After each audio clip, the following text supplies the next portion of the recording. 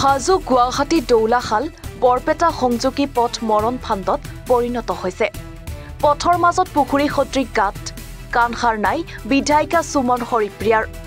যি সময়ত অসম চৰকাৰে ৰাজ্যৰ চহৰে নগৰে ৰাস্তাঘাট উন্নয়ন হোৱাৰ নামত ঢাক-ঢোল বজাই আছে তাৰ ফপুলা স্বৰূপ উদঙাই দিছে তীৰ্থনগৰী হাজোৰ বৰপেটা গুৱাহাটীলৈ যোৱা মূল খাই পথছোৱাই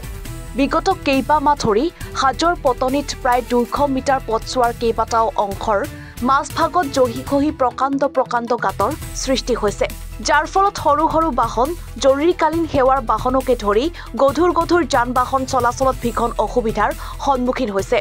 উপযুক্ত নলা নৰ্দমা আৰু বৰষুণৰ পানী ওলাই যোৱাৰ কোনো পথ নথকাত পথৰ দুয়োকাষে পানী জমা হৈ যাতায়াতৰ ক্ষেত্ৰত ভীষণ অসুবিধাৰ সন্মুখীন হৈছে সৰ্বসাধাৰণ ৰাইজৰ লগতে পথচাৰীসকল কেৱল সেয়াই নহয় যান-বাহন চলাচলৰ ক্ষেত্ৰতো বহু হৈছে অসুবিধাৰ সৃষ্টি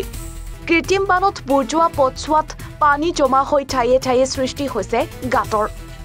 হেয়ে শীঘ্ৰে এই পথছোৱাৰ দুয়োকাষে নলা নৰ্দমা ব্যৱস্থা কৰি তথা পানী নিষ্কাশনৰ ব্যৱস্থা কৰি যাতায়াত সুচল কৰিবলৈ স্থানীয় ৰাইজে দাবী জনাইছে পানী একটা বৰষুণ মাৰিলে একাঠে পানী গাড়ী যাব নোৱাৰি কত বৰষুণ মাৰিলে কত গাড়ী এক্সিডেণ্ট কত মানুহ পৰিছে হিচাপে নাই মোটামুটি যোৱা বৰষুণ যাওঁতে দুখন গাড়ী বাইক এক্সিডেণ্ট হৈছে আৰু এইটো ঘিলাই চিলাই ওলাই গৈছে পৰি পেলাই কোনো অহা নাই কোনো খবৰে লোৱা নাই আজিলৈকে হিচাপ নাই হিচাপে কোনে কেনেকৈ চলিছে খালি ৰাস্তা খালি মন্ত্ৰীৰো আকৌ কাণখন নাই আৰু পঢ়া মানুহ কোনো খবৰ চবৰ নলয় খালি বৰষুণ হ'লে একো পানী ইয়াতে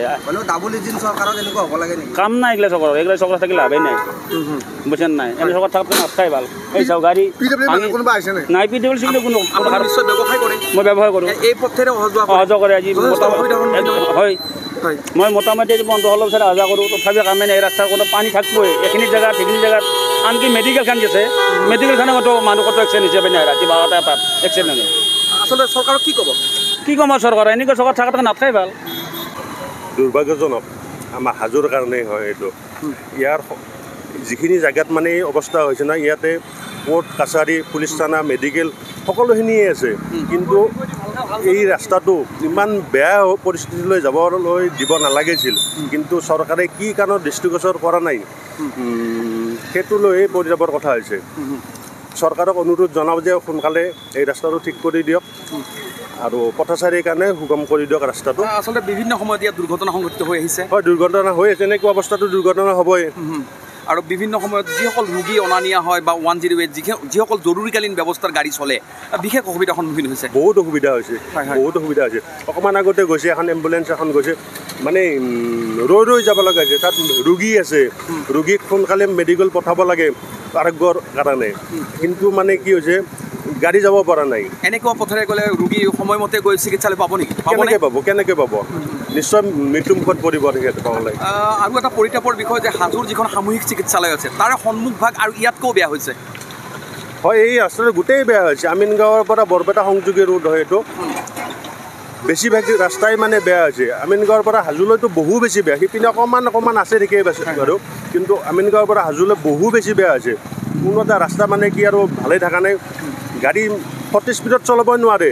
কোনো এটা ৰাস্তাত এইখিনিতো নহয় এইটো 5-তো যাব নোৱাৰে আচলতে ৰাষ্ট্ৰীয় পথ প্ৰাধিকৰণৰ অধীনত থকা পথ এটি এনেকুৱা আচলতে লাজ লগা ঘটনা নহয় জানো বহু লাজ লগা কথা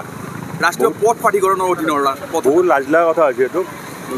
চৰকাৰক অনুৰোধ জনাম সোনকালে যে পথটো ভাল কৰি দিয়ে ৰাইজৰ কাৰণে সুগম কৰি দিয়ে চৰকাৰলৈ বিশেষ অনুৰোধ জনালোঁ এইটো হাজোৰ পৰা মৃদুল মজুমদাৰৰ ৰিপৰ্ট NE4 24